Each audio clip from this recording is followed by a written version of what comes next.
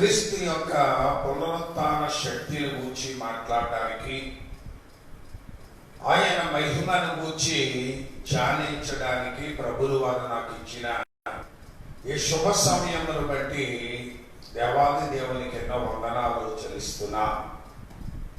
మీరు కూడా మరి ఇళ్లలోనే ఉండి స్వీయ దేవుని వాక్యం వినాలనేటువంటి గొప్ప ఆశతో మీ పనులన్నీ మానుకొని చక్కగా మీ గృహములే దేవుని మందిరాలుగా మార్చుకొని దేవుని వాక్యం వినడానికి ఈ రీతిగా మీరు సిద్ధపడిన విధానాన్ని బట్టి నేను ప్రభువునందు ఎంతో ఆనందిస్తున్నాను, దేవుని స్తుతిస్తున్నాను. ఎన్ని కుటుంబాలు ఈ లైవ్ ప్రోగ్రాం ద్వారా చూస్తున్నారో, వీటిని వీక్షిస్తున్నారో, నాకు ఆ లైవ్ ప్రోగ్రాంలో మీ పేర్లన్నీ వస్తున్నాయి. నేను చాలా సంతోషిస్తున్నాను మిమ్మల్ని అందరినీ చూచి.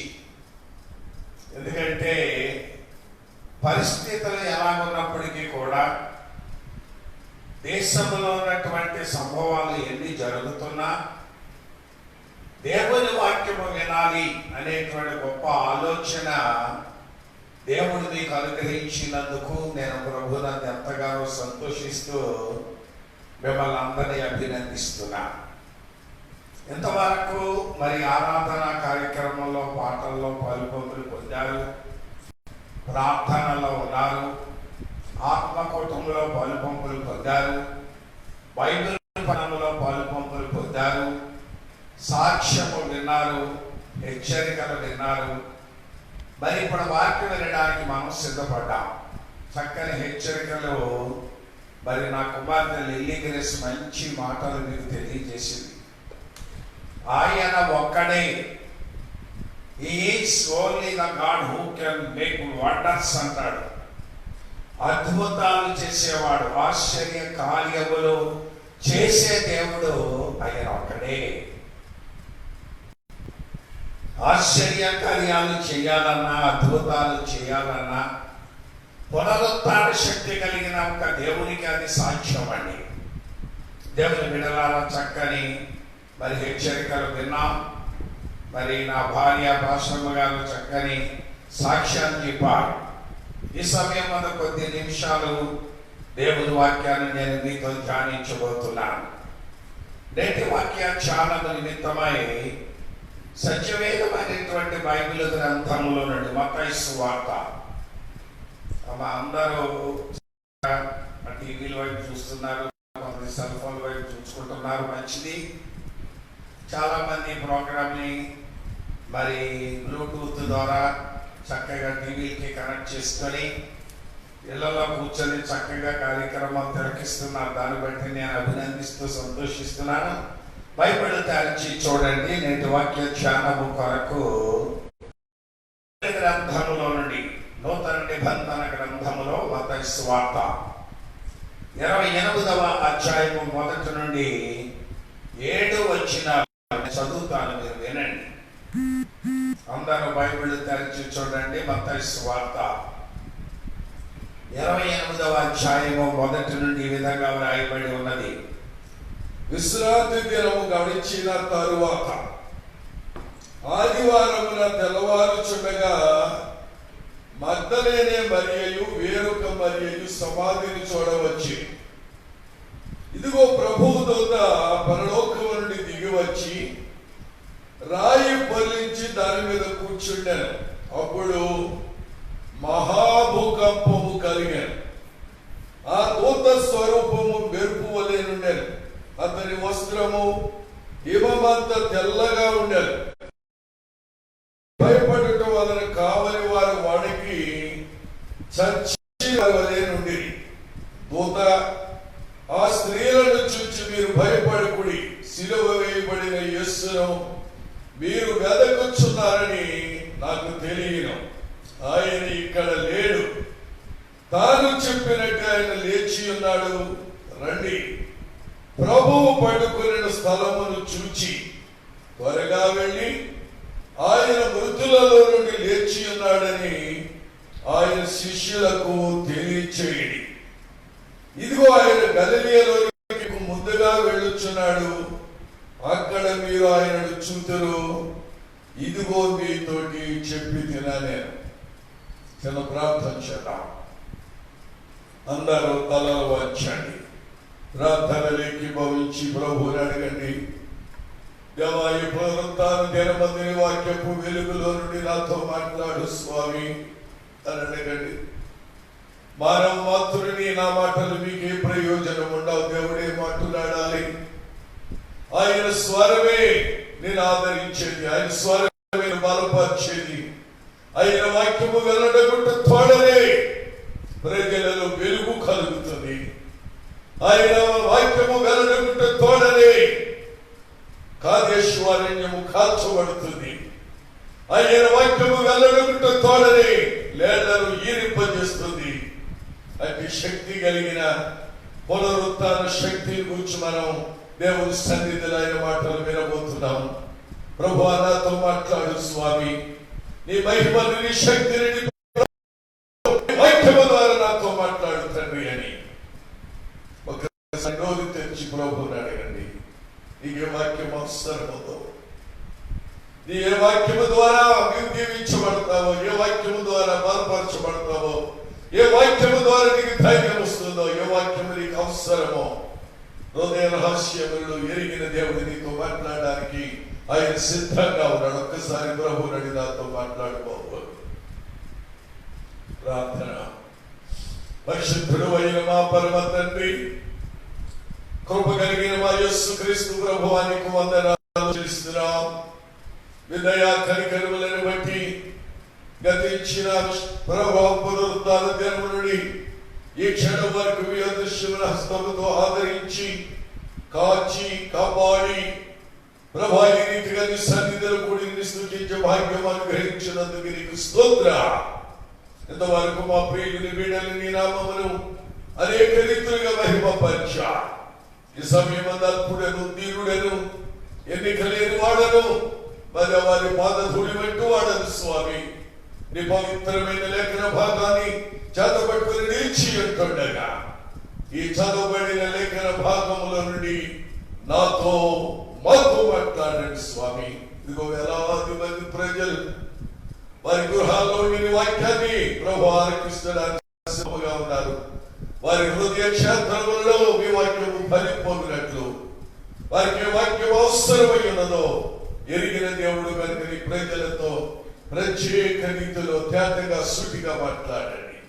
మాట్లాడుచున్న నన్ను, మీరు చుని బిడ్డలని స్థలమును, ఈ వాతావరణాన్ని, ఇదిగో మా ప్రభువా ఈ యొక్క లైవ్ ప్రోగ్రామ్ కొరకు ఏర్పాటు చేయబడిన సాంకేతిక ఓ ప్రభువా పరికరములను స్వాధీనంలో ఉంచుకొని కార్యక్రమం చక్కగా జరిగించి మీ నామమును మహిమ తెచ్చుకొని మీరు అక్కడ సిద్ధపడుతుంది బట్టి నీ సిలువను మరుగుపరిచిన ప్రజలను దర్శించుమని మాతో మాట్లాడుటకు సిద్ధముగా ఉన్న మా యేసయ్య అతి శ్రేష్టమైన నామములో ప్రార్థించి వేడుకొనుచున్నాము మా పరమ తండ్రి. ఆమేన్. ప్రభునందు మిక్కిలి ప్రియులారా, దేవుని మహాకృపను బట్టి ఈ రీతిగా మరి మనం వ్యక్తిగతంగా కలవలేకపోయినా, సమూహముగా కూడి ఉండలేకపోయినా, దేవుడిని ఆరాధించేటువంటి గొప్ప భాగ్యాన్ని దేవుడు ఈ రీతిగా చక్కని అవకాశాన్ని దేవుడు మనకి ఇచ్చాడు. దానిని బట్టి నేను ప్రభువుని స్తుతిస్తూ కొన్ని మాటలు దేవుని వాక్యపు వెలుగులో నుండి మీతో మాట్లాడాలని నేను ఆశపడుచున్నా. దేవుని బిడ్డలారా, ఈ రోజు ఈస్టర్ శుభదినం. చాలా మందికి తెలుసు ఈస్టర్ అంటే ఏంటో. ఈనాడు ప్రపంచ దేశములన్నీ కూడా ఈస్టర్ అనేటువంటి గొప్ప పండుగను ఆచరిస్తున్నా. గత 40 దినాలుగా ఈ శ్రమల కాలమును, శ్రమల యొక్క శిలువ ధ్యానమును ధ్యానించి మంచి శుక్రవారపు దినములో కూడా దేవుడు శిలువపై పలికిన 7 మాటలు మనము ధ్యానము చేసుకొని ఈ రోజున శుభ సమయం, ఈ పునరుత్థాన దినం ఈస్టర్ 2 పదముల యొక్క సమ్మేళనం. స్టార్ ఈ 2 కలిపితే ఈస్టర్. ఈస్టు అనగా తూర్పున, స్టార్ అనగా నక్షత్రం. దేవుని బిడ్డలారా, తూర్పున ఉదయించిన నక్షత్రం ఈస్టర్ అనగా.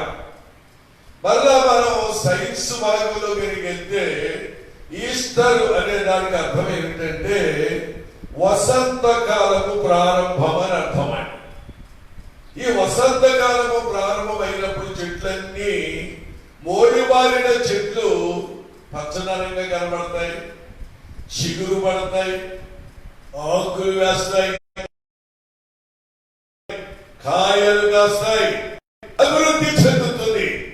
ఈ వసంతకాలం రాగానే ఎండిపోయిన చెట్లన్నీ చిగురించే కాలం ఇది. అలాగే ఈస్టర్ అనగా నశించిపోతున్న మానవాళిని, కృంగిపోతున్న ప్రజలను, దేవునికి దూరమైపోయి శాపానికి గురి అయిపోయి రోగముల చేత పీడిపబడి ఈ కరోనా అనేటువంటి ఈ వైరస్ ద్వారా పీడిపబడుతున్న ప్రజలకు వసంతకాలం వచ్చిందండి. దేవుని బిడ్డలారా, ప్రభు ఆయన పునరుత్థానుడై తిరిగి లేచిన ఈ శుభదినం ఈ రోజు. ఇది మన జీవితాలకు సంతోషాన్ని కలిగించేది. వసంతకాలం వచ్చేటప్పటికి అందరికీ అంత ఆనందంగా ఉంటుందండి. బయటకు వస్తే చెట్లన్నీ పచ్చగా ఉంటాయి. మన పెరట్లో మన దొడ్డిలో చూస్తే మొక్కలన్నీ కూడా చక్కగా చిగురిస్తూ ఉంటాయి. పైగా ఎండిపోయిన కొమ్మలని పచ్చదనంగా కనబడతాయి, ఆకులు కనిపిస్తూ ఉంటాయి, పిందెలు దిగుతూ ఉంటాయి, అవి ఫలాలు అవుతాయి. ఎంత ఆనందం అండి. దేవుని బిడ్డలారా, మనం గమనించాలి, మన జీవితాలలో కూడా ఈ ఈస్టర్ అనేటువంటి శుభదినం మనకి వసంతకాలం. ఇది ఈ శ్రమలు పోయే కాలం. నేను ఖచ్చితంగా చెప్తాను, ఈ యొక్క వైరస్, కరోనా వైరస్ అనేటువంటి వ్యాధిని ఈ ఈస్టర్ ద్వారా దేవుడు దానిని సమూల నాశనం చేయబోతున్నాడు. దేవుని బిడ్డలారా, ఈ వ్యాధి లాగా బట్టి పీడిస్తుందని అనుకోకండి. దేవునిగా సాధ్యమైంది ఏదీ లేదు. సూర్యుడు ఉదయించినప్పుడు చెట్లు ఏ విధంగా అయితే అవి చక్కగా ఆ వెలుతురు చూచి అవి సంతోషంగా చిగురిస్తాయో, నిత్య సూర్యుడైన ప్రభు ఆయన సమాధిని తిరిగి దినమున దేవుడు ఖచ్చితంగా మన జీవితాల్లో ఒక గొప్ప కార్యము దేవుడు చేయబోతున్నాడు. దేశాలు సుమారు 210 అలీల దేశాలలో ఈ భయంకరమైన కనుగొన్నటువంటి ఈ వైరస్ పట్టి పీడిస్తుంది. అది ఎవ్వరికి గట్టి కనబడలేదండి. అమెరికా లాంటి అగ్రరాజ్యాలు, ఇటలీ లాంటి రాజ్యాలు, దేవుని బిడ్డలారా, ఇదిగో ఫ్రాన్స్ లాంటి దేశాలు, వారి గొప్ప అగ్రరాజ్యం కూడా భారతదేశంలోను చైనా దేశంలోను కూడా అసలు ఈ వైరస్ ఎలా ఉంటుందో ఎవరైనా చెప్పగలరా? చూశారు ఎవరైనా? ఏ శాస్త్రవేత్తలైనా ఏదో ముడగలవి పెడుతున్నారు, దానికి అయ్యో పైన అవి చీపించి అవి వచ్చాయి ఇవి వచ్చాయి అని ఏదో పెడుతున్నారు. అసలు ఈ సూక్ష్మజీవి కంటిగా కనబడుతుందా? మరి కంటితో చూడగలుగుతున్నామా? కడుపులో క్యాన్సర్ వచ్చింది అనుకోండి, అది ఎక్స్రేలో చూస్తాం. ఎముక ఇరిగింది అనుకోండి, ఎక్స్రేలో చూస్తాం. తలలో ఏదైనా క్లాట్స్ వచ్చాయి అనుకోండి, ఆ బ్రెయిన్ లో క్లాట్ వచ్చింది అనుకోండి, దానిని మనం స్కానింగ్ లో లేదా MRI లో చూడగలుగుతాం. ఈ రోగాన్ని ఈ సూక్ష్మజీవులు కంటి కనబడుతున్నాయా? చూడగలుగుతున్నావా నీవు? దానికి ఆకారం ఏంటో తెలుసా నీకు? మన కంటికి కనబడిన సూక్ష్మజీవులు ఈనాడు 104,000 మంది ప్రాణాలు బలికొన్నదండి. లేటెస్ట్ న్యూస్ ప్రకారంగా చూస్తే ఈ రేఖ అగ్రరాజ్యాల్లో 104,000 మంది ఈ కరోనా వైరస్ చచ్చిపోయారండి. ఎంత బాధకరమైన దేవుని బిడ్డ, ప్రపంచ దేశాన్ని గజగజలాడిపోతున్నాయి. అయ్యో, ఈ వైరస్ ఇది తగ్గకపోతే మన దేశాలు ఏమైపోతాయి, మన బంధువులు ఏమైపోతారు, మన కుటుంబం ఏమైపోతుంది, మన సంఘాలు ఏమైపోతాయి అని దేవుని బిడ్డ, ఇటువంటి పరిస్థితులలో నా ప్రభు పునరుత్థానుడై తిరిగి లేచిన ఈ శుభదినమందు ఆయన అద్భుతములు చేయగలడు. అందుకని క్రీస్తుని గురించి కొన్ని మాటలు బైబిల్ నుంచి మనం చూస్తే చదవబడిన వాక్యంలో మత్తయి సువార్త 8వ అధ్యాయము 6వ వచనంలో మనం చూసినట్లయితే, దేవుని బిడ్డలారా, మగ్దలేనే మరియయు మరియొక మరియయు ఆదివారము తెల్లవారుచుండగా, ఎంత చక్కని మాటండి, విశ్రాంతి దినము గడిచిపోయిన తరువాత ఆదివారుచుండగా మగ్దలేనే మరియయు వేరొక మరియయు సమాధిని చూడవచ్చిరి. దేవుని బిడ్డలారా, ఈ వాక్యాన్ని బాగా గమనించండి. యేసు ప్రభువు వారు శరీరధారిగా ఉండేటప్పుడు ఆయన చెప్పాడు, నేను చనిపోతాను, నన్ను సిలువ వేస్తారు, నన్ను సమాధి చేస్తారు, నేను 3వ దినమందు తిరిగి లేస్తాను అని ఆయన శిష్యులకు, ఆయన అనుసరించిన ప్రజలకు దేవుడు బోధించాడు. ఈ మాట మగ్దలేనే మరియ యొక్క మనస్సు ఫిక్స్ అయిపోయిందండి. ఆదివారం ప్రభు లేస్తాడు, నా దేవుడు తిరిగి లేస్తాడు అని నేను చూస్తాను. శనివారం రాత్రి సుగంధ ద్రవ్యములు, చక్కని పువ్వులు, దానికి కావలసినటువంటి అన్ని ఏర్పాటు చేసుకొని వేరొక మరియతో కూడా కలిసి తెల్లవారు చూడగా, ఇంకా ఆదివారం తెల్లవారు లేదు, ఆయన ఎప్పుడు లేస్తాడో, ఆయన ఎలాగ లేస్తాడో చూద్దామని ఈ స్త్రీలు అంటే ఆ సమాధి దగ్గరికి వచ్చినప్పటికీ అప్పటికే ఆ సమాధి తెరువబడి ఉన్నది, ఆ రాయితో నింపబడి ఉంది. ఈ మధ్యలో మరి గబగబ వెళ్ళి అయ్యో ఏమయ్యాడని చూస్తుంటే దేవుని దూత అంటుందమ్మా, ఆయన ఇక్కడ లేడు, ఆయన తాను చెప్పినట్లే లేచి ఉన్నాడు. ఎంత అద్భుతకరమైన మాట్లాడి దేవుని బిడ్డారా, మీరు గమనించవలసిన విషయం ఏంటంటే లేఖనముల ప్రకారముగా ఆయన సమాధి చేయబడ్డాడు, తిరిగి 3వ దినమందు లేచి. దేవుని బిడ్డారా, ఆయన పునరుత్థానుడైనటువంటి దేవుడని ఆయన నామమును దేవుడు మహిమపరుచుకున్నాడు. దేవుని బిడ్డారా, ఈ సందర్భంగా మనం గమనించవలసిన విషయం ఏంటంటే యేసు ప్రభువు వారికి ఉన్నటువంటి మహత్తరమైన శక్తి ఏమిటయ్యా ఆ శక్తి అని మనము ఆలోచన చేసినట్లయితే దేవుని బిడ్డలారా, పునరుత్థాన శక్తి. ఇది చాలా జాగ్రత్తగా ఆలకిస్తారు కానీ మీకు అర్థం అవుతాయి. మీకు ఒక మాట మన వాడుకలో ఉన్నటువంటి ఒక మాటను చెప్తాను, దాన్ని మీరు బాగా అర్థం చేసుకోగలిగితే దేవుని వాక్య మాటలు కూడా జాగ్రత్తగా మీకు అర్థమవుతాయి. అయినా అర్థమయ్యేలాగే నేను మీకు చెప్తాను. దేవుడు 2 మాటలు మీకు జ్ఞాపకం చేస్తాను. ఒకటి వాస్తవం, రెండవది సత్యము. రెండింటికి తేడా ఏంటి చెప్పండి? అంటే ఏంటి, సత్యం అంటే ఏంటి? రెండు ఒకటి అనుకుంటారు. మరి 2 ఒకటి అయితే 2 మాటలు ఎందుకున్నాయి అక్కడ? వాస్తవం అనేది ఏమిటి, సత్యం అనేది ఏమిటి? మీకు అర్థమయ్యేలాగా చెప్తాను. చాలా మంది నెలలో కూర్చొని చక్కగా మరి స్టూడెంట్స్ ఎంతో ఆతృతగా చూస్తున్నారు. డిగ్రీ చదువుకునే వాళ్ళు, మరి ఇంటర్ 10th చదివే వాళ్ళు, ఉద్యోగాలు చేస్తున్న వాళ్ళు ఇంటి దగ్గర కూర్చుని ఏంటయ్యా మీరు బామ్మని ఆలోచిస్తున్నారు. 2 మాటలు చెప్పారు. ఒకటి వాస్తవము, రెండవది సత్యం. మీకు బాగా అర్థం అవడానికి మాట చెప్తాను. భూమి, మనం ఉన్న భూమి అట్టండి, భూమి తన చుట్టూ తాను తిరుగుతుంది. ఇది వాస్తవం. మీరు కాదంటే ఆగది. కరోనా వచ్చింది, నా రోజులు ఆగమంటే ఆగదండి. చంద్రుడు ఆగడు, పగలు రాత్రి జరగడం ఆగదని. మన ఇంట్లో జరగకుండా ఆపగలం, బయట జరగకుండా ఆపగలం, షాపు తీయకుండా ఆపగలం, ఆరాధన ఎక్కడ చేయగలం. కానీ సూర్యుడు చంద్రుడిని తిరగకుండా ఆపగలమా? చరిత్రలోకి వెళితే, సైన్స్ లోకి వెళితే భూమి తన చుట్టూ తాను తిరుగుతుంది. అది వాస్తవం. భూమి తన చుట్టూ తాను తిరుగుతూ బాగా తెలుసు, అది సూర్యుడి చుట్టూ తిరుగుతుందట. అది సత్యం. అదవుతుందని చెప్పేది. భూమి తన చుట్టూ తాను తిరుగుతున్నదాన్ని వాస్తవం అంటారు. ఈ భూమి తను తిరుగుతూ తిరుగుతూ ఎవరి చుట్టూ తిరుగుతుందంట? సూర్యుడి చుట్టూ తిరుగుతుంది. అది సత్యం. మీరు కాదని ఎవరైనా చెప్పగలరా? అదే భూమి తిరగట్లేదండి, సూర్యుడు తిరగట్లేదండి, భూమి అలాగే ఉందండి అని అంటే అది వాస్తవము కాదు, సత్యము కాదు. కనుక దేవుని బిడ్డలమైన మనం గమనించవలసిన విషయం ఏంటంటే యేసు ప్రభువు వారు, ఆయనకు మంచి పేరు ఉంది. లోకరక్షకుడు అని పేరు. ఆయన గురించి, యేసు ప్రభువు వారిని గురించి అపొస్తలుడైన పౌలు చక్కని మాటలు చెప్పాడు. ప్రభువు వారు కూడా మార్కు సువార్త 16వ అధ్యాయము 15వ వచనంలో అంటాడు, మీరు సర్వలోకములకు వెళ్ళి సర్వ సృష్టికి సువార్తను ప్రకటించండి. సువార్తను ప్రకటించకపోతే నాకు శ్రమ అని అంటాడు. ఏమిటి సువార్త? ఏంటంటే సువార్త? గవర్నమెంట్ వారు రేషన్ ఉచితంగా ఇస్తున్నారంటే సువార్త. ఇంటింటికి పట్టుకొచ్చి డబ్బులు పంచుతున్నారంటే సువార్త. అయ్యే కాయగూరలు పట్టుకొచ్చి ఇస్తున్నారంటే సువార్త. ఇది కాదండి సువార్త అంటే.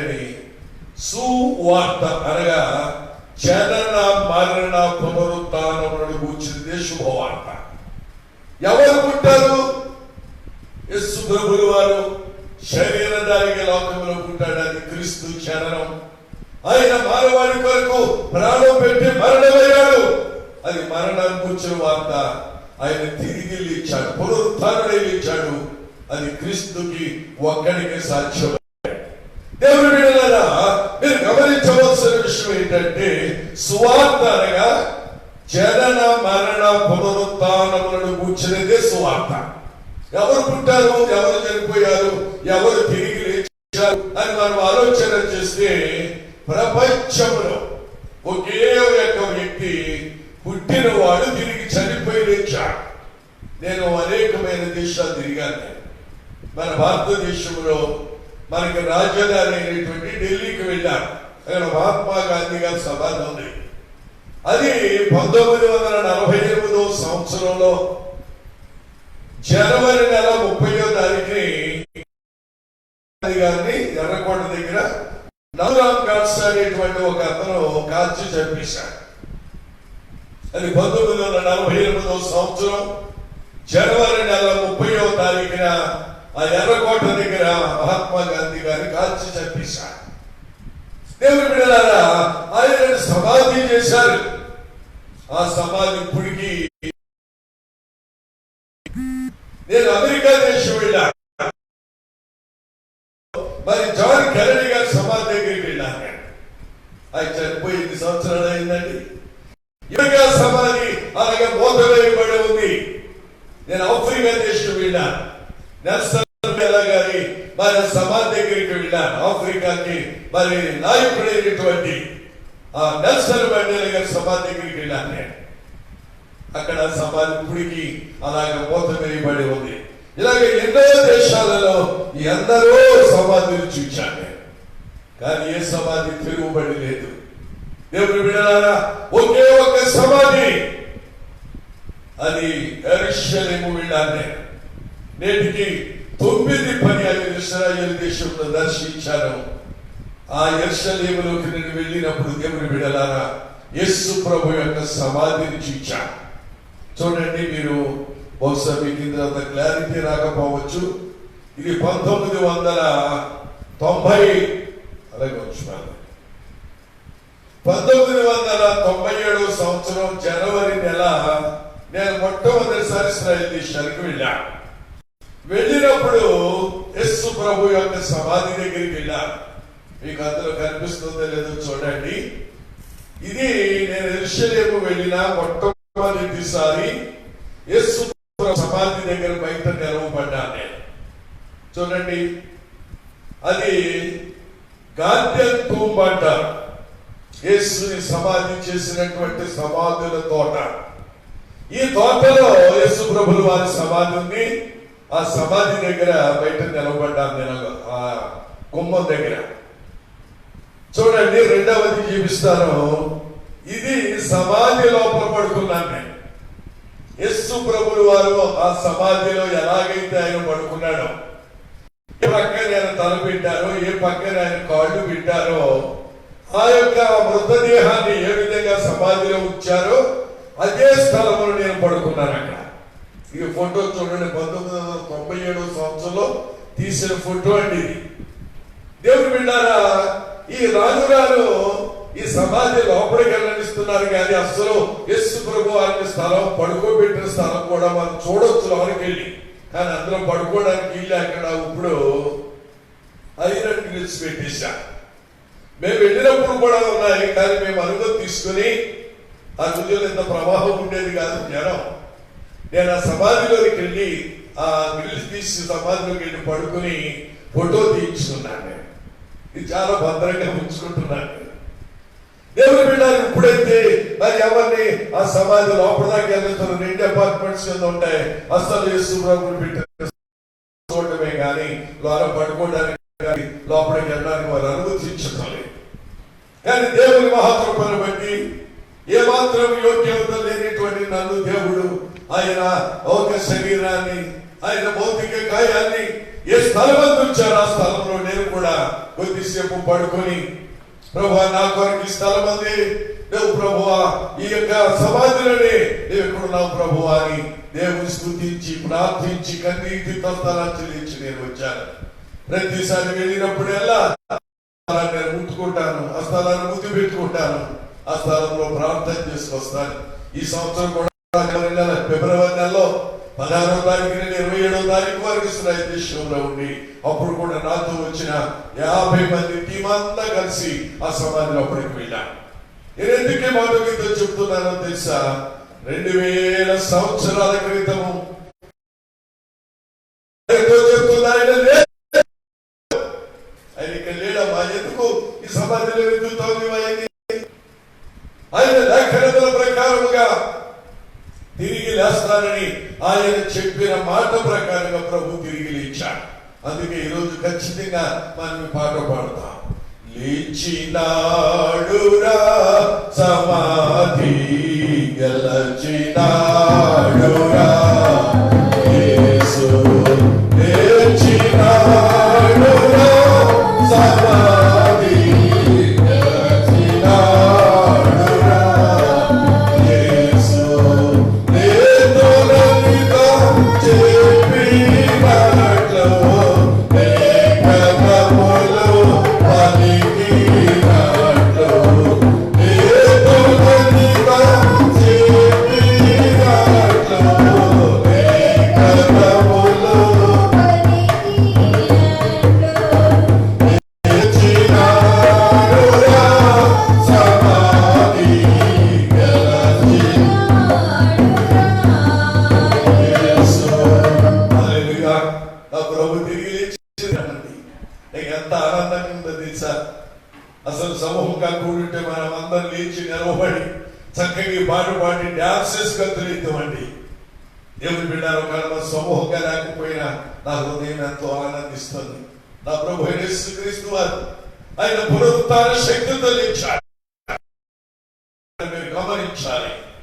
ఈ యొక్క మన భారతదేశంలో 1948వ సంవత్సరము జనవరి నెల 30వ తారీఖున మన జాతి పిత మహాత్మా గాంధీ గారిని నాథూరామ్ గాడ్స్ అనేటువంటి ఒక యవనస్తు క్రీస్తుతో కాల్చి చంపేశారు. ఇది జగమెరిగిన సత్యం. జాతి పిత మహాత్మా గాంధీ గారిని ఒక యవనస్తుడు క్రీస్తుతో కాల్చి చంపిన భయంకరమైన దినం ఆ రోజు.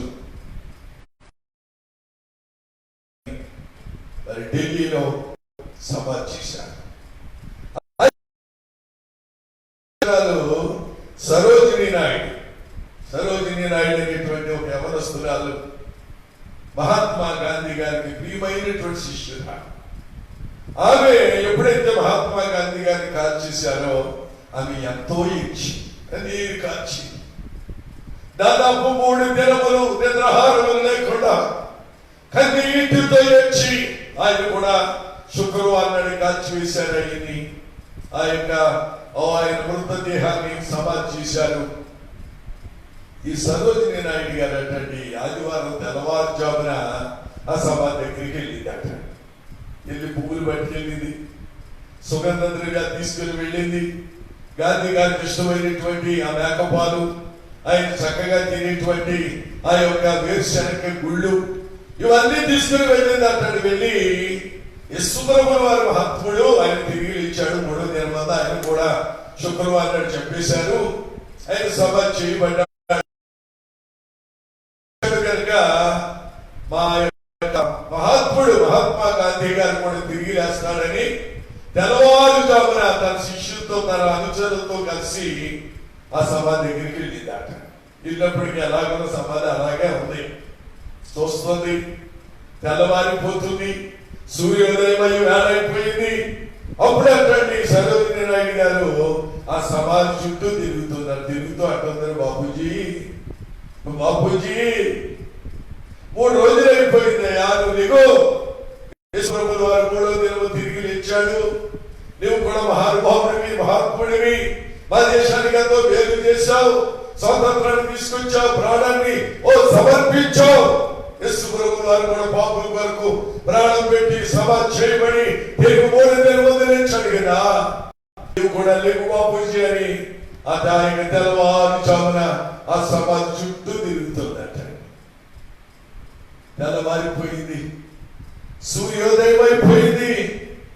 దేవుని బిడ్డలారా, కానీ ఆమె ఆలోచించినట్లుగా, ఆమె ఆశించినట్లుగా ఆ మహాత్మా గాంధీ గారి సమాధి నుంచి తిరిగి రావాలి. ఇప్పటికీ చెప్పాను కదా, ముందుగా నేను ఢిల్లీ వెళ్ళినప్పుడు మహాత్మా గాంధీ గారి సమాధి దగ్గరికి వెళ్ళాను, జవహర్లాల్ నెహ్రూ గారి సమాధి దగ్గరికి వెళ్ళాను, ఇందిరాగాంధీ గారి సమాధి దగ్గరికి వెళ్ళాను. ఈ స్థలాలన్నీ చూచి ఎన్ని సంవత్సరాలైనా ఆ సమాధులు మూతబడే ఉన్నాయి. కానీ నా యేసయ్య సమాధి 2000 సంవత్సరాల క్రితం తెరువబడిన ఆ సమాధి నేటికి అది తెరువబడి ఉంది. దేవుని బిడ్డ, అందుకే మన ప్రభువుని గురించి ఇన్ని సంవత్సరాలైనా మన ప్రభువుని ధ్యానిస్తూనే ఉన్నాం, ఆయన శక్తిని కొనియాడుతూనే ఉన్నాం, ఆయన ప్రభావం గురించి మనం మాట్లాడుతున్నాం. నేను ఎక్కడికి వెళ్ళినా, ఏ స్థలానికి వెళ్ళినా, ఏ దేశానికి వెళ్ళినా నేను ఒక్కటే చెప్తాను, నా దేవుడు సజీవుడు, ఆయన పునరుత్థాన శక్తి కలిగిన వాడు. ఒకసారి నేను ఇజ్రాయెల్ దేశం వెళ్ళినప్పుడు ఒక యూదుడు, ఒక లాయర్, ఒక అడ్వకేట్ ప్లేడర్ నాతో మాట్లాడుతున్నాడు. మీ ఇద్దరు కలిసి విమానంలో ప్రయాణం చేస్తున్నప్పుడు ఎక్కడికి వెళ్తున్నారు, నేను ఆ లాయర్ గారు నన్ను అడిగాను, మీరు ఎక్కడి నుంచి చూస్తారు, ఏం చేస్తారని అడిగాను. నేను అన్నాను, నేను భారతదేశం నుండి ఇజ్రాయెల్ దేశానికి వచ్చాను, దేవుని స్వార్థ అందించడానికి వచ్చాను, ప్రభు పునరుత్థాన శక్తిని ప్రకటించడానికి వచ్చాను, ఆయన సమాధి చూడడానికి వచ్చాను అన్న.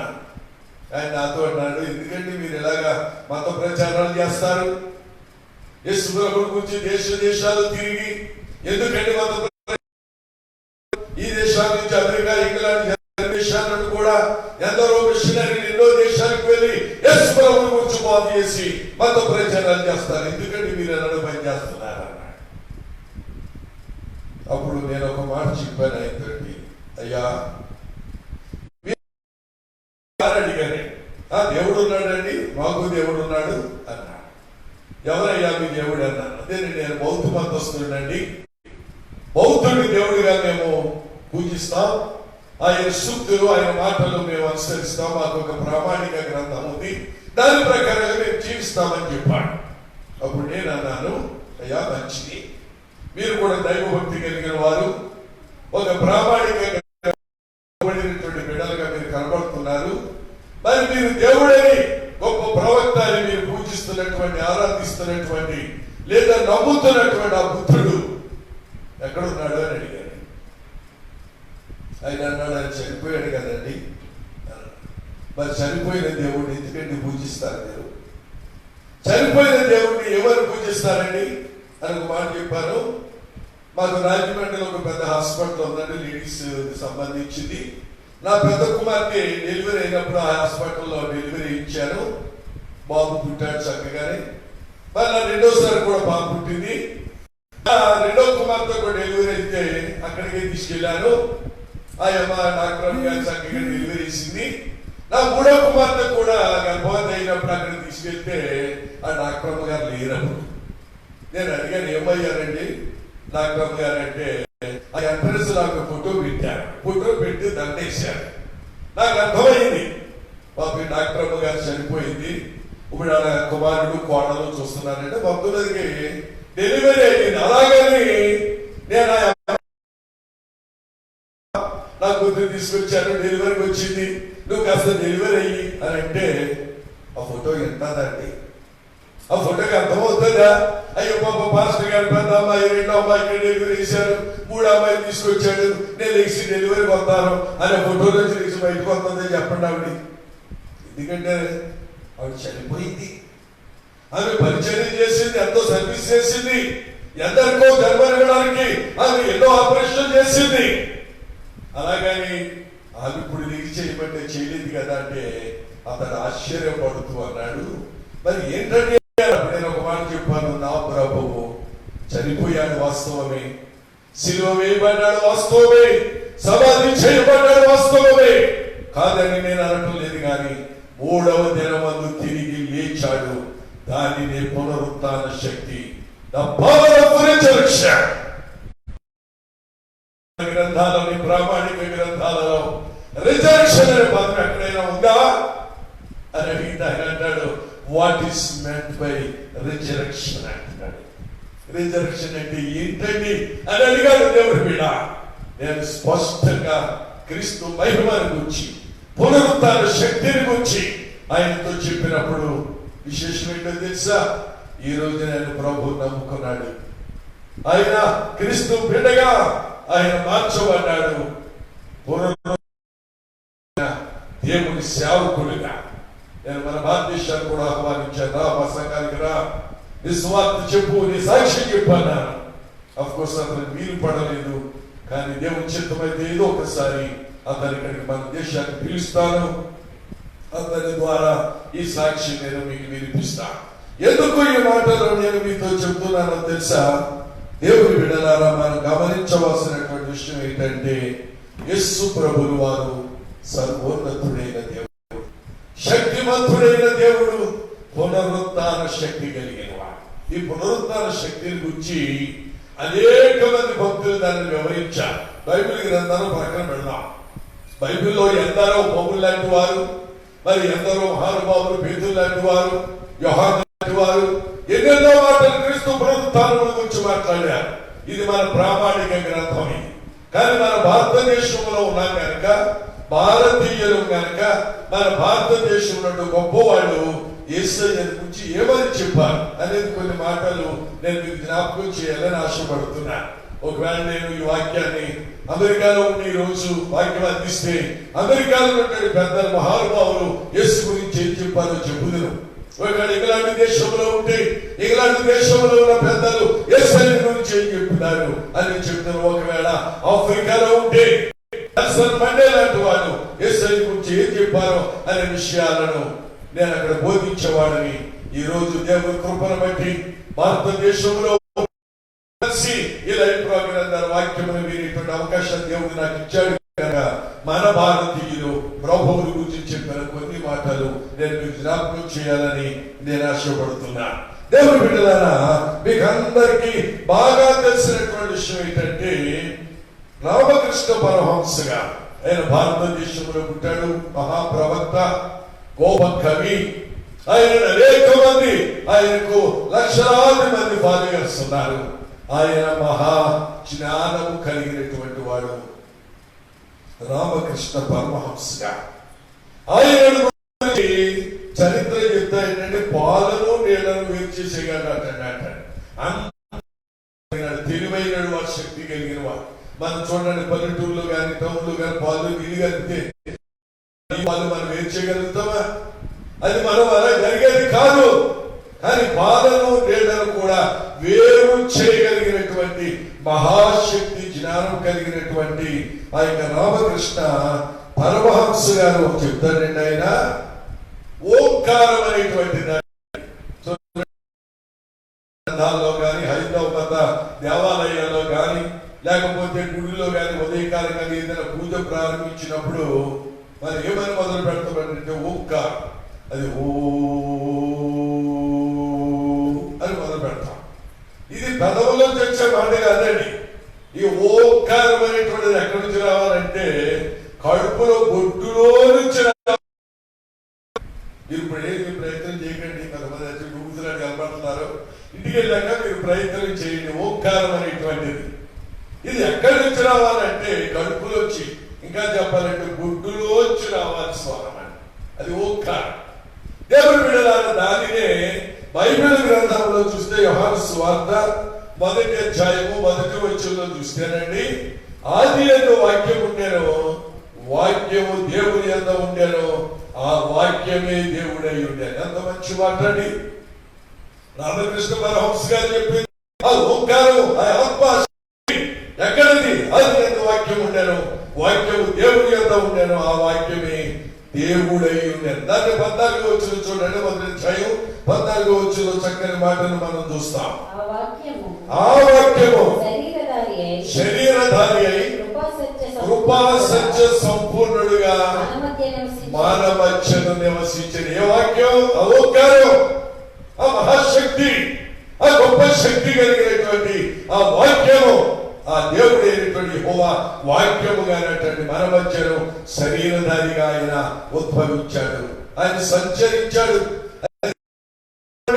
దేవుని బిడ్డలారా, మన జీవితాలలో బ్రతుకులలో మనం గమనించవలసిన విషయం ఏంటంటే, అందుకే మనం ప్రభువుని గురించి చెప్తాం, ఆదియు ఆయనే, అంతము ఆయనే.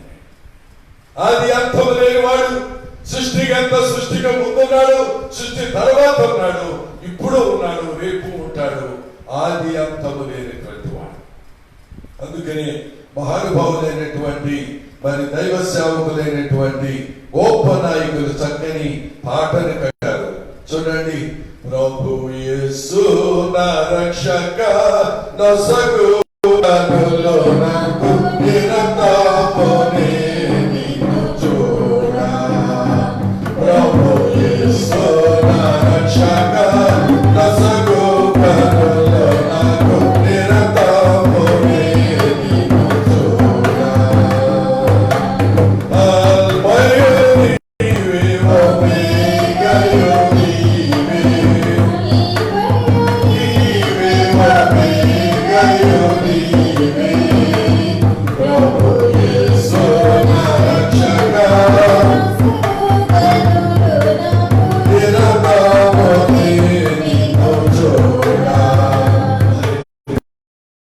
చౌదరి పురుషోత్తం గారు పట్టిన చక్కని పాట, నా రక్షక నిన్ను చూసే కళ్ళు నాకు దయచేయి అని ప్రార్థన అంటాడు.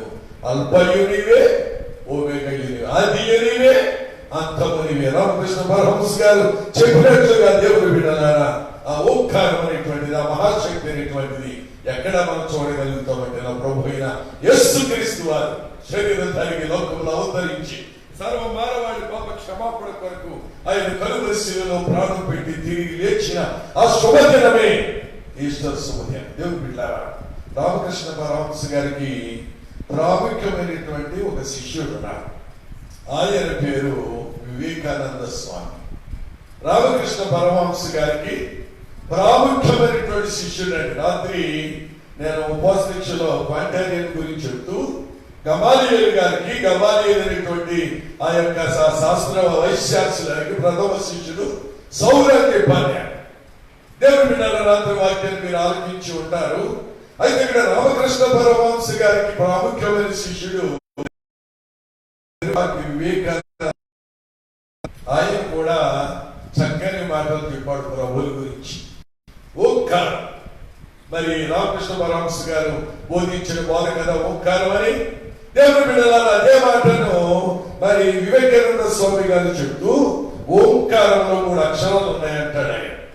మీరు ఆయన రాసిన పుస్తకాలు చదవండి, మీకు అందరూ అర్థమవుతాయి. ఓంకారం, ఓ అనేటప్పుడు ఆ ఊ మా 3 అక్షరాలు సంస్కృతంలో ఉంటాయి. 2 శ్లోకాలు చదివి వినిపించి నేను మీ సమయాన్ని పాడు చేయాలని ఆశపడలే, ఎందుకంటే వాక్యాన్ని త్వరగా ముందుకు తీసుకుని వెళ్ళాలని నేను ఆశపడుతున్నాను. శ్లోకాలన్నీ చదివితే ఖచ్చితంగా దాని భావాలు మీకు అర్థమవుతాయి. కానీ ఇప్పుడు నేను ఖాళీగా ఉండేటప్పుడు ఏదైనా బహిరంగ సభలో నేను విషయాలు మీకు మనం చేస్తా. ఈ ఓంకారంలో ఆ ఊ మా అనేటువంటి 3 మాటలు ఉంటాయి. ఆ అనగా అమరలోకంలో ఉన్నవాడు, ఊ అనగా ఉత్తేజపరిచేవాడు లేదా తేజస్సు కలిగిన వాడు, మా అనగా మహాశక్తి కలిగిన వాడు. ఈ రామకృష్ణ పరమహంస గారి యొక్క శిష్యుడైనటువంటి వివేకానంద స్వామి గారు చెప్తే ఈ 3 మాటలు ఎక్కడున్నాయి, ఎవరి దగ్గర ఉన్నాయి అని మనం ఆలోచన చేస్తే, అమరలోకనాథుడు అనగా మరి ఆకాశముల గురించి దేవుడు అంటాడు. ఆకాశము నా సింహాసనము, భూమి నా పాదపీఠం అంటాడు. ఏ దేవుడు చెప్పాడండి? ఏ దేవుడు ఈ మాట చెప్పగలిగాడు? యేసు ప్రభువు వారు ఒకటే మాట చెప్పాడు, ఆకాశము నాకు సింహాసన భూమి, నా పాదపీఠం, నాకు దేవాలయం ఎక్కడ కడతారయ్యా మీరు? అంతా నేను ఆవరించి ఉన్నవాడని కదా, అమరలోకనాథుడను అని నా యేసయ్య చెప్పాడు. రెండవదిగా చూస్తే అనగా ఉత్తేజపరిచేటువంటి తేజస్సు కలిగినటువంటి వాడు. తేజస్సు అనగా మరి తెలుగులో అర్థానికి వెళ్తే అమరత్వం కలిగినటువంటి వాడు, మహాశక్తి కలిగిన వాడు. యేసయ్యను గురించి మరి భక్తులు పాడుతూ ఉంటారండి చక్కని పాట. యేసు ప్రభు మహిమ కొరకు, ఆయన నామ ఘనత కొరకు యెరూషలేములో సొలొమోను మహారాజు దేవాలయం కట్టినప్పుడు ఆ దేవాలయాన్ని దేవునికి ప్రతిష్ఠ జరుగుతుంది. ప్రతిష్ఠ జరుగుతున్నటువంటి దేవుని మహిమ ఆకాశం నుండి దిగి వచ్చినప్పుడు యాజకుని తేజ మహిమకు నిలువలేకపోయారు. ఎంత అద్భుతకరమైన మాటండి. దేవుని శక్తి, ఆ యొక్క అపారమైనటువంటి ఆ దేవుని తేజస్సు, ఆ అమరత్వము ఆకాశం నుండి దిగి వచ్చినప్పటికీ అక్కడ మరి బలి అర్పిస్తున్నటువంటి యాజకులు అనండి ఆ తేజ మహిమకు వాళ్ళు నిలువలేకపోయారు. ఎంత అద్భుతకరమైన మాట అండి. దేవుని బిడ్డలారా, మీరు గమనించవలసిన విషయం ఏంటంటే యాజకులను కూడా ఆశ్చర్యపరిచి, రాత్రి నేను చెప్పాను కదా, భక్తుడైనటువంటి సౌలు ఆ దమస్కు గౌరి దగ్గరికి వెళ్ళినప్పుడు దేవుని బిడ్డలారా కోటి సూర్యుల తేజస్సు కలిగిన మహిమ అతని దగ్గర దిగి వచ్చినప్పుడు ఆ గుర్రం అతని కళ్ళు కనపడక ఈ యొక్క సౌలు నేల మీద బారేసింది. ఈ సౌలు కూడా ఆ తేజస్సు తట్టుకోలేక కళ్ళు దృష్టిని పోగొట్టుకుని కింద బోర్లా పడి కడుక్కుంటున్నాడు. అంత శక్తి అండి. దేవుని బిడ్డలారా, తేజస్సు కలిగిన వాడు ఎవడంటే నా యేసయ్య. దేవునికి స్తోత్రాలు చేద్దాం. దైవ సన్నిధిలో కూడిన దేవుని బిడ్డ, విశ్వాసమైన నీవు, దేవుని బిడ్డవైన నీవు గమనించాలి. వివేకానంద స్వామి గారు చెప్పిన మొదటిగా అమరలోకనాథుడు ఎవరయ్యా అంటే మన ప్రభు అయిన యేసు. తేజస్సు కలిగిన వాడు ఎవరయ్యా అంటే నా ప్రభువు. మూడవ మాట అనగా మహాశక్తి, శక్తి కలిగిన దేవుడే. శక్తిహీనుడు కాదు. ఆయనకి ఎంత శక్తి అంటే ఆయన మాట కట్టండి పంచభూతములలో పడతాయి. సముద్రమును గద్దిస్తే సముద్రము నిమ్మడమైంది, తుఫానుని గద్దిస్తే తుఫాను నిమ్మడమైంది. శాలైనటువంటి దెయ్యములు ఆ యొక్క మరి మా దక్షిలో ఉన్నప్పుడు దేవుడు గద్దించగానే ఈ యొక్క దెయ్యములు బందులోకి వెళ్ళిపోయాయి. ఎంత గొప్ప శక్తి. అందుకని కీర్తనగాడు అంటాడు, యెహోవా నా బలమా యథార్థమైనది నీ మార్గం, పరిపూర్ణమైనది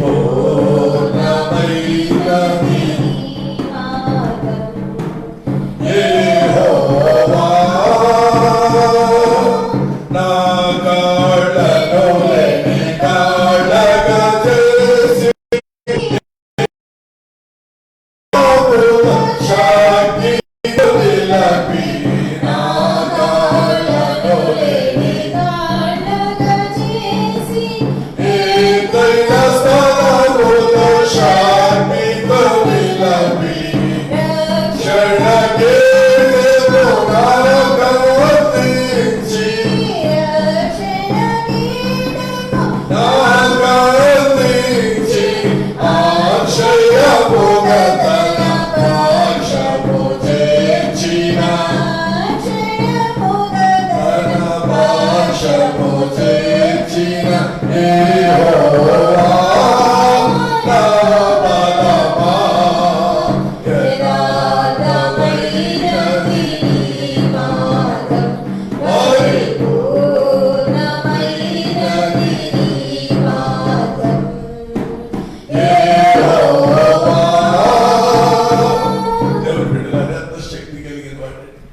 మహాశక్తి.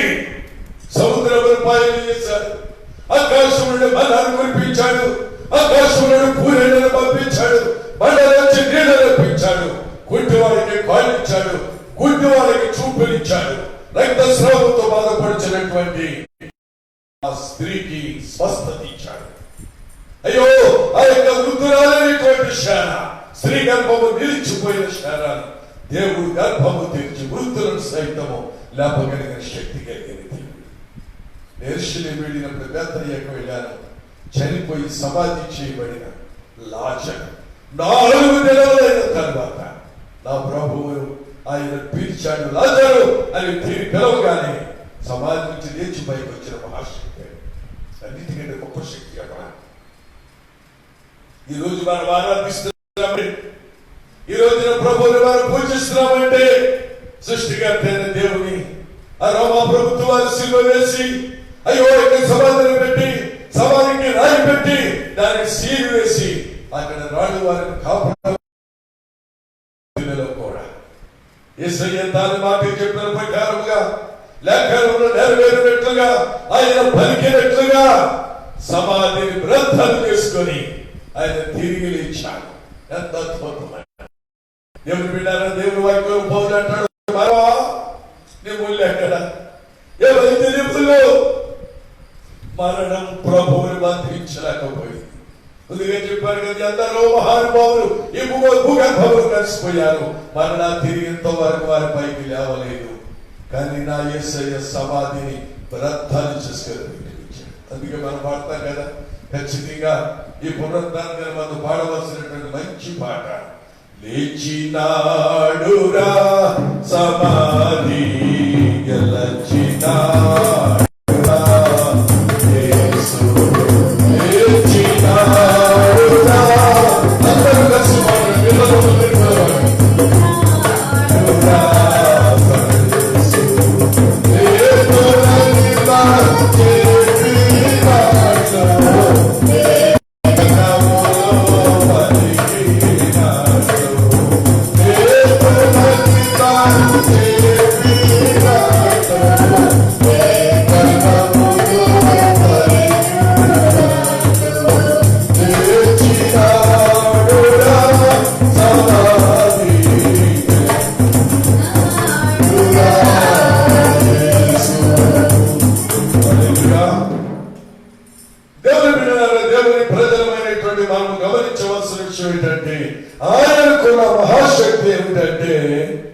ఆయన సమాధిని మరణమును పునరుద్ధరణ చేసుకుని ఇచ్చిన దేవుడు.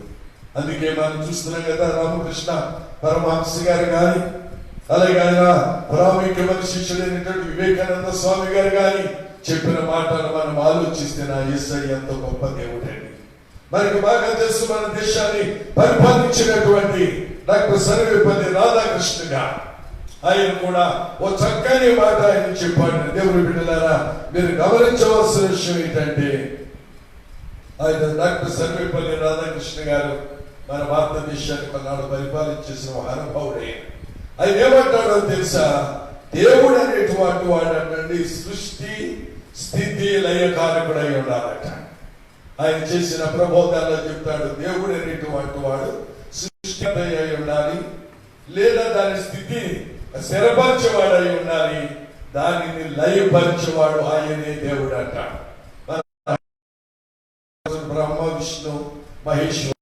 బ్రహ్మ అటండి సృష్టిని కలిగిస్తాడట, విష్ణువా దేవుడు స్థితిని దాన్ని స్థిరపరుస్తాడట, మహేశ్వరుడు అటండి దాన్ని లయపరుస్తాడు.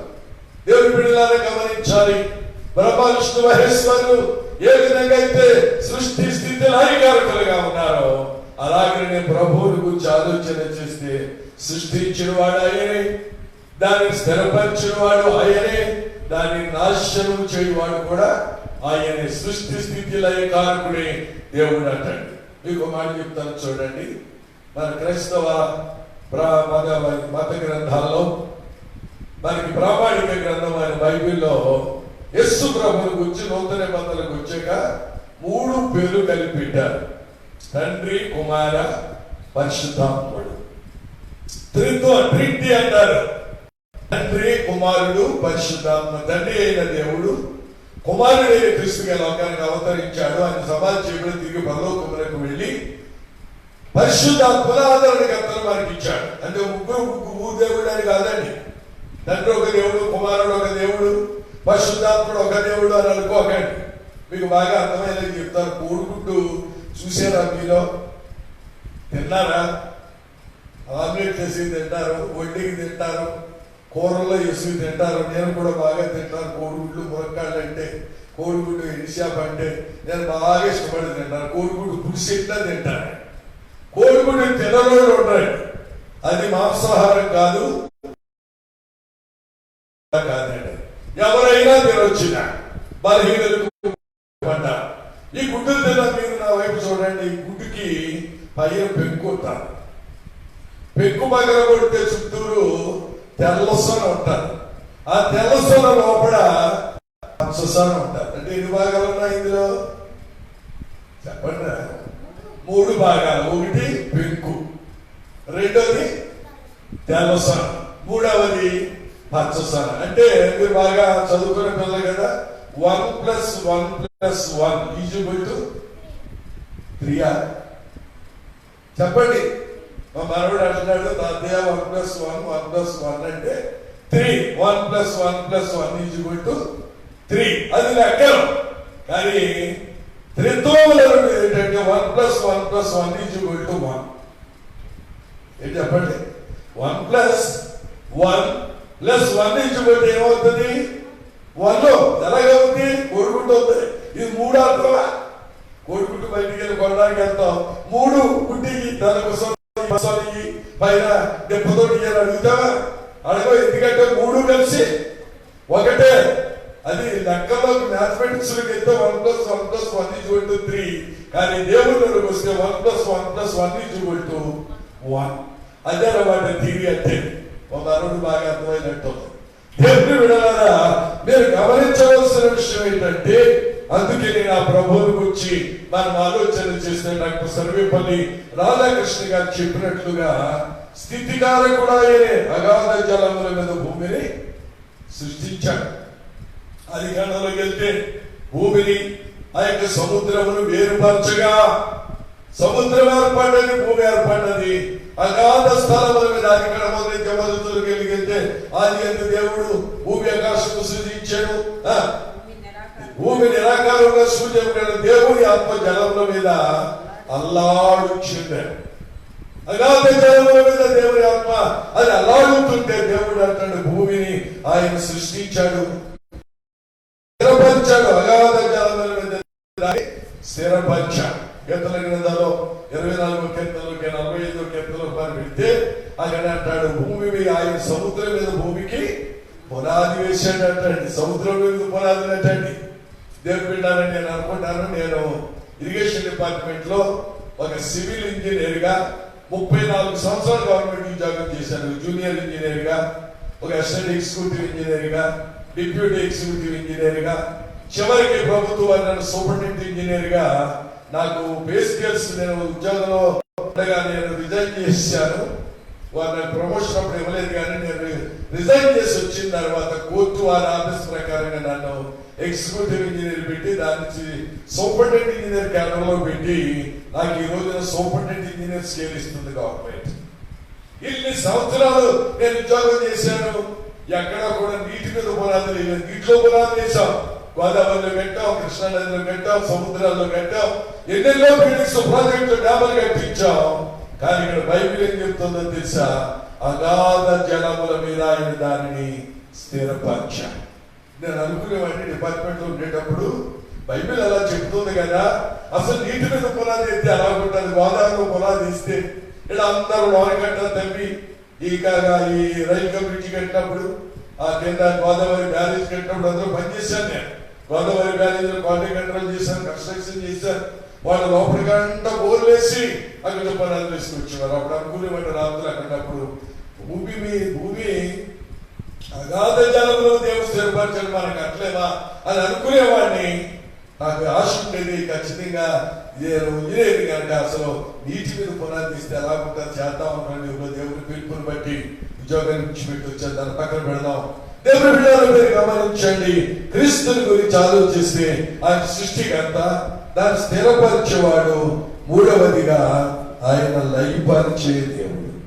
దేవుని బిడ్డారా, ప్రపంచమును నాశనం చేయగలిగింది లేదా అమెరికా వాళ్ళు, రష్యా వాళ్ళు అగ్రరాజ్యాలు ఏదో బాంబులు సిద్ధపరుచుకున్నారు, మేము ఏదో ఒక శిక్షణ దేశాలు పాడైపోతాయంటున్నారు. కానీ నా దేవుడు మాటలాడకుండా దేశాన్ని నాశనం చేయగలడు. ఈనాడు ప్రపంచ దేశంలో గజగజలాడిపోతున్నాయి. అయ్యో ఆ సూక్ష్మమైన జీవులు పట్టుకోలేకపోతున్నాయి. అయ్యో ఆ రోగం ఎందుకు వస్తుందో, దేని నుంచి వస్తుందో అసలు ఈ మధ్య అంటండి ఒక న్యూయార్క్ లో పురుగు కూడా వచ్చేసింది అంటండి. ఆ న్యూయార్క్ లో పురుగు కూడా యొక్క కరోనా వచ్చిందట. ఇది ఎలాగొచ్చింది ఏంటని ఆ యొక్క మరి ఆ వైద్యులు నిర్ధారణ చేయలేకపోతున్నారు. దీనికి అంతకు మూల కారణం తెలుసా? లయపరిచేవాడు, నాశనం చేసేవాడు ఆయన. నేను బాగు చేయాలన్నా, ఇది నాశనం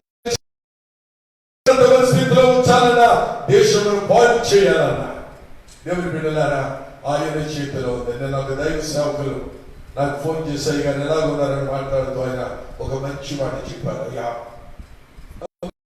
రాజ్యాలు స్పెయిన్ లాంటి రాజ్యాలు వైరస్ వారికి వేల మంది చచ్చిపోతున్నారే. మన ప్రపంచం దేశములన్నింటిలో కూడా 2వ స్థానంలో జనాభా ఉన్నటువంటి మన దేశంలో నిజంగా అలాగే జరుగుంటే వీళ్ళకందరికీ సమాధి ఎక్కడ జరిగేవండి? కొట్లో కింద ప్రజలు రాలిపోతుంటే ఎక్కడ ఏ ప్రాంతంలో ఎవరు సమాధి చేయగలరు? కానీ కృప కలిగిన దేవుడు మీలాంటి దైవజనుల ప్రార్థన, మీలాంటి భక్తుల వేదన దేవుడు గమనించి మన దేశాన్ని కాపాడుతున్నాడండి. అయ్యా, మీలాంటి భక్తులు కన్నీటితో ప్రార్థించడం చేత, దేవుని కొరకు ప్రయాసపడు చేత ఆ నాశనంలో భారతదేశానికి రానివ్వలేదు. మీలాంటి భక్తులు ఉండటం వల్ల, మీలాంటి ప్రార్థన పరులు మన భారతదేశంలో అనేక మంది ఉండడం చేత ఈనాడు మన ప్రపంచ దేశములన్నీ కూడా భారతదేశం ఎలా కంట్రోల్ చేయగలుగుతుంది, భారతదేశం ఎలాగా దీనిని మరి ఆపగలుగుతుంది అని దేవుడు బిడ్డాల ప్రపంచ దేశంలో కళ్ళన్నీ కూడా ఇండియా మీద ఉన్నాయి. అగ్రరాజ్యాలు అమెరికా కూడా మందుల కొరకు చూస్తుంది. ఈ రోజున 30 అలీల దేశాలు మనకి క్యూలో నిలబడ్డాయి. మనకు మందులు కావాలి, ఎన్ని వేల కోట్ల డాలర్లు ఇస్తాం. బిడ్డలు ఎందుకు మాట చెప్తున్నానో తెలుసా? లయపరిచేవాడు యేసు. అదే సృష్టి స్థితి లయ కారకుడని డాక్టర్ సర్వేపల్లి రాధాకృష్ణ గారు చెప్పినట్లుగా ఆ మాటలు నా ప్రభునందు మాత్రమే నెరవేరాయి.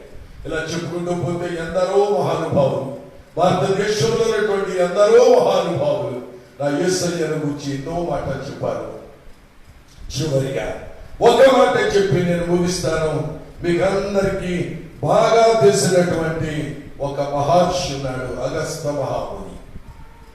మీరు ఎప్పుడైనా కొవ్వూరు వస్తే, ఇప్పుడు కొవ్వూరులోనే ఉన్నాను, మీరు ఎవరైనా ఎప్పుడైనా కొవ్వూరు వస్తే ఆ రైలు రోడ్డు దిగిన తర్వాత మీరు నర్కవి సెంటర్కి వెళ్ళేటప్పుడు దారిలో గోదావరి వైపున ఎన్నో బొమ్మలు పెట్టారు మహర్షి.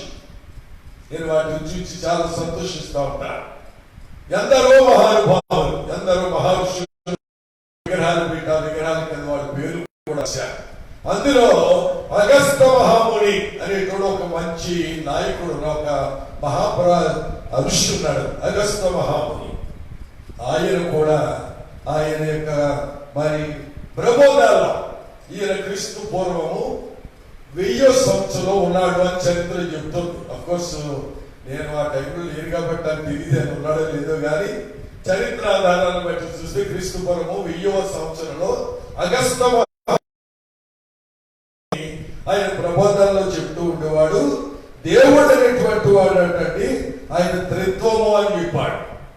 దాన్ని దేని ఉద్దేశించి చెప్పాడంటే బ్రహ్మ విష్ణు మహేశ్వరుల గురించి మాట్లాడుతూ ఆయన చెప్పిన మాట, దేవుడు ఎప్పుడు కూడా త్రిత్వమైన దేవుడు, త్రిత్వములో ఉండేవాడే దేవుడు అని అగస్త్య మహాముని గారు కూడా చెప్పినట్లుగా ఆ త్రిత్వం ఎవరిలో ఉందంటే ప్రభు యేసు క్రీస్తుని మనం చూస్తున్నాం. ఆయనే తండ్రి, ఆయనే కుమారుడు, ఆయనే పరిశుద్ధాత్మ అనేటువంటి దేవుడు.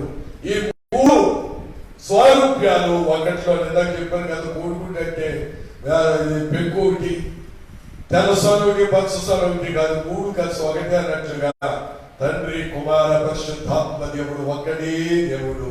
ఆయనే ప్రభు యేసు క్రీస్తు, ఆయనే సమాధి నుండి తిరిగి లేచిన దేవుడే. దేవుడి బిడ్డలారా, ఆయన ఆరాధిస్తున్న మనం గమనించాలి. మన జీవితాలలో, బ్రతుకులలో మనము పునరుత్థానుడైన క్రీస్తుని, ఆ పునరుత్థాన బలం మనకు కావాలి.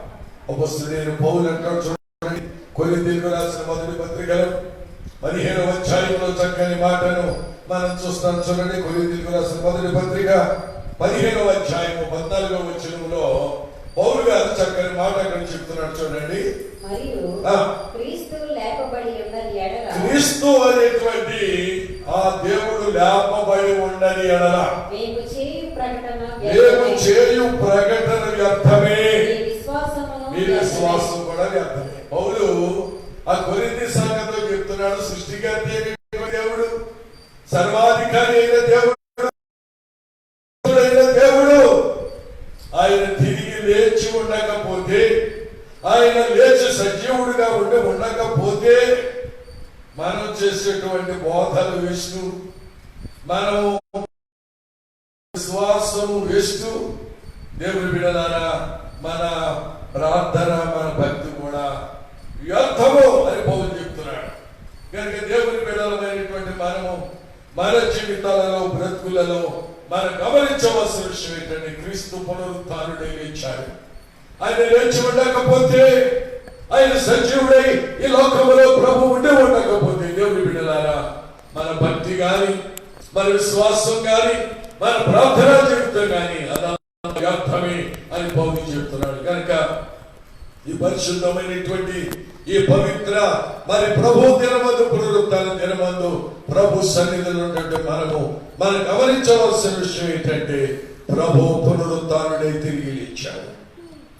ప్రభు లేచి ఉండకపోతే ఇన్ని కార్యాలు, ఎంత మహిమ నాకు చెప్పారు కదా. ఒక మత సాధస్తుడైనటువంటి పౌలు ఎలా మారగలిగాడండి దేవుని బిడ్డ? ఎందుకంటే ప్రభువు ఆయన సర్వోన్నతుడైన దేవుడు, సర్వశక్తి కలిగిన దేవుడు, పునరుత్థాన శక్తి కలిగిన వాడు. అందుకే పౌలు చెప్పిన ఒక మాట జ్ఞాపకం చేసి నేను ముగిస్తాను. అపొస్తలుడైన పౌలు ఫిలిప్పీ సంఘానికి రాసినటువంటి పత్రిక 3వ అధ్యాయము 10వ వచనం అంటాడు, ఏ విధము చేతనైనను మృతులలో నుండి నాకు పునరుత్థానము కలుగవలెనని ఆయనను మరణ విషయములో సమానానుభవము గలవాడనై ఆయన పునరుత్థాన బలమును ఎరుగు నిమిత్తము, ఆయన శ్రమలలో పాలువాడగుట ఎట్టిదో ఎరుగు నిమిత్తమును సమస్తమును నష్టపరుచుకొని వాటిని పెంటతో నేను సమానముగా ఎంచుకొనిచున్నాను. పౌలు ఎంత చక్కని మాట చెప్పండి. పౌలు దేని స్థితిలో ఆ వృద్ధాప్యమందు ఆ యొక్క ఫిలిప్పీ సంఘానికి పత్రిక రాస్తూ అంటాడు, ఏ విధము చేతనైనా సరే మృతులలో నుండి నాకు పునరుత్థాన బలము కలుగవలెనని ఆయన మరణ విషయంలో సమానానుభవము గలవాడనై ఆయన పునరుత్థాన బలమును ఎరుగు నిమిత్తము ఆయన శ్రమలలో పాలువాడుట ఎట్టిదో ఎరుగు నిమిత్తము నాకు కలిగిన సమస్తమును కూడా నష్టపరుచుకుని. దేవుని బిడ్డలారా, ఎంత చక్కని మాట పౌలు చెప్తున్నాడండి. పౌలు అంటాడు, ఖచ్చితంగా ఆ పొందుతాను, నేను చనిపోతాను, సమాధి చేయబడతాను, మరి నా ప్రభు మధ్య కష్టానికి వచ్చినప్పుడు నేను తిరిగి లేస్తాను, నాకు పునరుత్థాన బలం ఉంది, ఆ నమ్మకం నాకుంది కనుక నేను నాకు కలిగిన సమస్తమును కూడా నష్టంగా ఎంచుకున్నాను అని పౌలు చెప్తున్నాడు. దేవుని బిడ్డలారా, ఇంత గొప్ప సత్యమును మర్మమును ఎరిగిన మనము గమనించాలి. పునరుత్థాన శక్తి కలిగిన ఆరాధిస్తాను. మనం కూడా పునరుత్థాన బలం పొందబోతున్నాం. ప్రభు మధ్య కష్టానికి వచ్చినప్పుడు దేవుని బిడ్డలారా, ఒకవేళ వృద్ధులైన వారు ఎక్కడెక్కడ ఉన్నప్పటికీ వృద్ధులైన వారు మొదటి లేస్తారు. ఆ విధంగా సజీవులమై నిలిచినడు మనము ఆ పునరుత్థాన బలం శక్తిని పొందుకొని ఈ మట్టి శరీరమును వదిలి మహిమ రూపము దాచుకొని క్రీస్తుని ఎదుర్కోబోతున్న మహాశక్తి అది పునరుత్థాన శక్తి. ఆ శక్తిని పౌలు గుర్తించాడు. ఆ బలం నాకుంది, నేను ఖచ్చితంగా నా ప్రభుని మరలా తిరిగి చూస్తున్నానంట. అందుకే భక్తుడైన యోగు కూడా యోగు గ్రంథంలో చక్కని మాట్లాడాడు, ఒకవేళ నేను చనిపోయినా, ఈ శరీరం క్షీణించిపోయినా, నేను మరలా వచ్చి నా దేవుని ఆరాధిస్తాను, ఆయన క్రియలను కీర్తిస్తాను, ఆయన నామము నేను మహిమపరుస్తానని ఆ నిరీక్షణ కలిగిన యోగు కూడా అంటున్నాడు. దేవుని బిడ్డ, విశ్వాసమైన నీవు, దేవుని బిడ్డమైనటువంటి నీవు నీ జీవితంలో నీ బ్రతుకులో అంటే పునరుత్థాన శక్తి కొరకు కనిపెడదాం, ఎదురు చూద్దాం, ఆ శక్తిని పొందుకొని ప్రభు రాకడానికి సిద్ధపడండి. అట్టి దేవుడు మీకును నాకును మనకందరికీ అనుగ్రహించును గాక. ప్రార్థన చేసుకుందాం. అందరూ లేచినారు. దేవుని సన్నిధిలో దేవుని బిడ్డలారా, ఆయా ప్రాంతాల్లో ఉన్నటువంటి మీరు, మీ గృహాలు ఉన్నటువంటి మీరు అందరూ కూడా బైబిల్ క్రింద పెట్టి లేచి మీ చేతులు పైకెత్తి, మీ తలలు పైకెత్తి, నోరు తెరిచి ప్రభుత్వం చెప్పండి, అయ్యా నీ పునరుత్థాన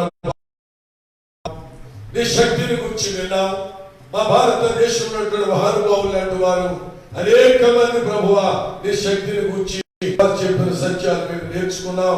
దేవుని మేము సన్నిధిలో ప్రభుతో చెప్పండి అయ్యా, మేము కాదు మా యొక్క ప్రియులైన వారు రామకృష్ణ పరమహంస గారు, వివేకానంద స్వామి గారు, అలాగనే మరి డాక్టర్ సర్వేపల్లి రాధాకృష్ణ గారు, అగస్త మహాముని లాంటి మహానుభావులు ఎందరో క్రీస్తులో మహిమను గురించి, ఆయన ప్రభావం గురించి, ఆయన శక్తిని గురించి చెప్పగా మనం విన్నాం.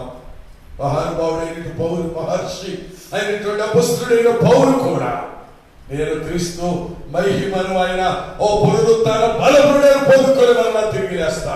యోగులాంటి మహానుభావులు మేము మరలా దేవుని శక్తిని పొందుకుంటాం, మేము మరలా పునరుత్థాన బలం పొందుకుంటామని చెప్పినట్లుగా ఈ యొక్క మధ్యాహ్న కాలంలో దేవుని సన్నిధిలో కూడి ఉన్న దైవ జనాంగమా, దేవుని బిడ్డలారా, మీ నోరు తెచ్చి ప్రభుతో చెప్పండి, అయ్యా నాకు అటు శక్తి కావాలి, నీ పునరుత్థాన శక్తి మాకు కావాలి ప్రభువా, నీ పునరుత్థాన బలము మాకు కావాలి తండ్రి అని ఒక్కసారి నోరు తెరిచి ప్రభు దగ్గర రెండు చేతులు పైకెత్తి ఒక మాట ప్రభుత్వం చెప్పండి. ఆయన ఆలకించే దేవుడు, శక్తి కలిగిన దేవుడు, సర్వోన్నతుడైన దేవుడు, సర్వశక్తి కలిగిన దేవుడు, సర్వాంతర్యామి అయిన మన ప్రాంతాన్ని ఆలకించుతున్న దేవుడు అయిన ఒక మాట ప్రభుత్వం చెప్పు, దేవుడిని ఆశీర్వదిస్తాను. ప్రార్థన. పరిశుద్ధుడు అయిన మా పరమ తండ్రి, కృప కలిగిన మా యేసుక్రీస్తు ప్రభువా, ఇదిగో ఈ పునరుత్థాన దినమందు ప్రభువా, ఈశ్వర శుభ దినమందు ఈ వాక్యమును ధ్యానించే భాగ్యాన్ని మాకు ఇచ్చావయ్యా.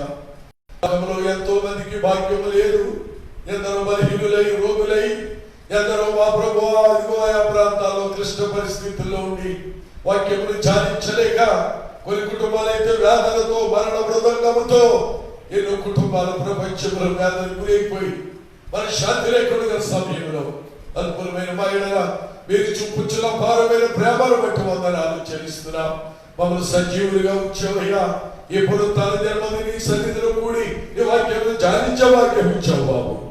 ఈ వాక్యం ఎంతమంది, ఎన్ని వేల మంది ప్రజలు వీక్షిస్తున్నారో వారందరినీ మీరు దీవించండి.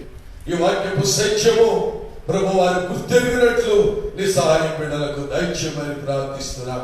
ఎత్తుబడిన వాక్యం ప్రతి హృదయంలో నాటింపబడి అది నూరాంతలుగా ఫలింపైనట్లు సహాయం చేయండి. ప్రతి కుటుంబాన్ని ఆశీర్వదించండి.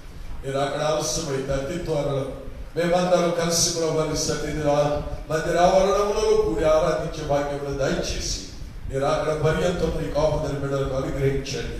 ఎవరికి ఏ విధమైన బలహీనత కానీ, కరోనా వైరస్ వల్ల ఎవరికి ఏ శోధన కానీ గురి కాకుండా, ఎందరైతే ఇప్పటి ఆ యొక్క బాధలో ఉన్నారో, ఆ యొక్క రోగాలతో పీడింపబడుచున్నారో వారందరూ